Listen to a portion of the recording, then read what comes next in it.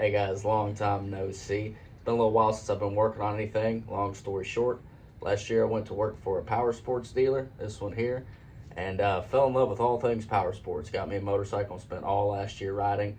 Didn't really spend any time working on anything. Dabbling here and there, but nothing really special. Didn't really video anything either. So getting back into it because I kind of miss doing it. It was kind of enjoyable, and I like having somewhat of a documentation of my progress here. But what we've got here is a 91 Yamaha Warrior 350. Kind of what inspired me to bring this thing back is, like I said, I enjoyed doing it, but really, there's a specific motorcycle I want. It's a Suzuki GSX 8R. So I'm going to try to buy, fix, and flip off-road machines just because they're a little more simple. Most of the time don't have to deal with titles, so no transfer periods or anything like that.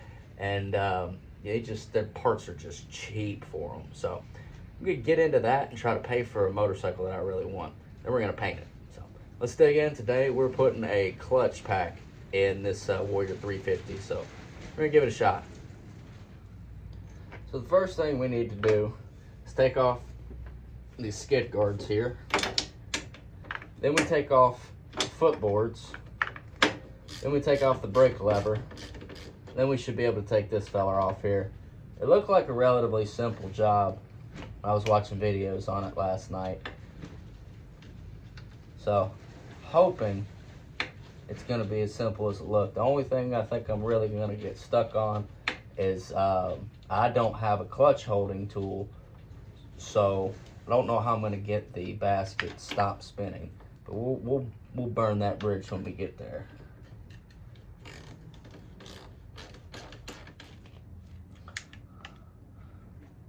Alright, so now we're going to get into the heart of it. This is where we find out how hard or easy this is really going to be.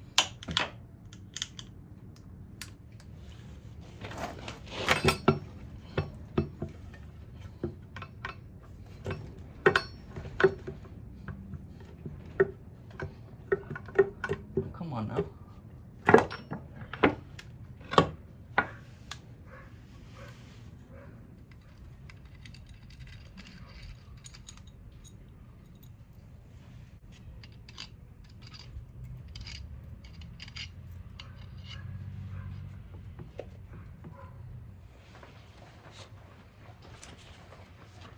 Oh, I had to take a little break because I didn't have an impact or a clutch holding tool. So now, I'm going to try to get this finished so I can sell this thing.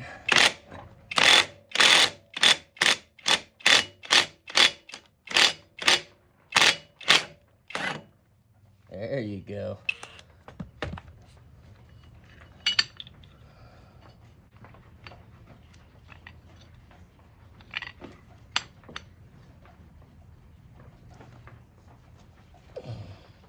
So noticed my basket is pretty grooved. So we're gonna take this off. We're gonna file these edges down a little bit. So let you hang out here. So I got it all apart. I've actually got it loaded up. I'm about to put it back together, but this is what the old ones look like. They look like they've got warm at least a time or two. Heck, I had one of these where a solid chunk of the cork was completely gone, so I think this was worth my time.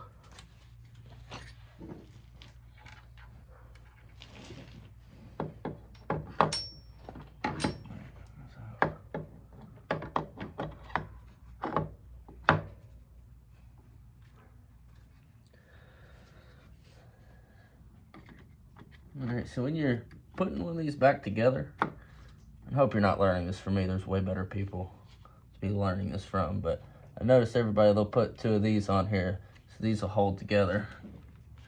It's a lot easier putting it back. Now, I left mine just a little loose because I can't seem to line them up straight sitting down, so I'm leaving them with enough wiggle room that I can finagle it, hopefully get this to seat the rest of the way.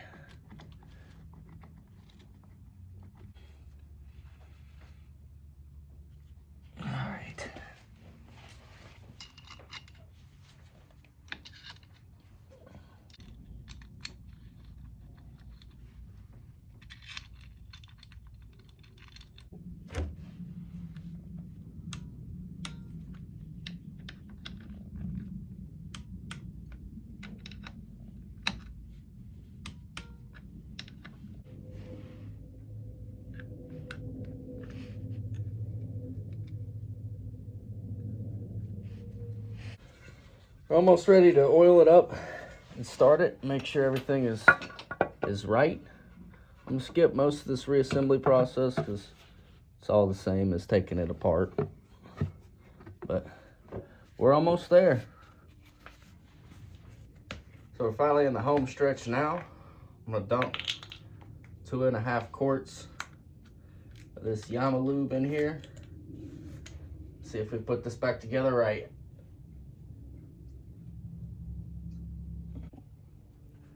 So I let it idle up for a little bit and get warm. Nothing exploded, so I'm gonna hop on it, put it into gear, see what happens.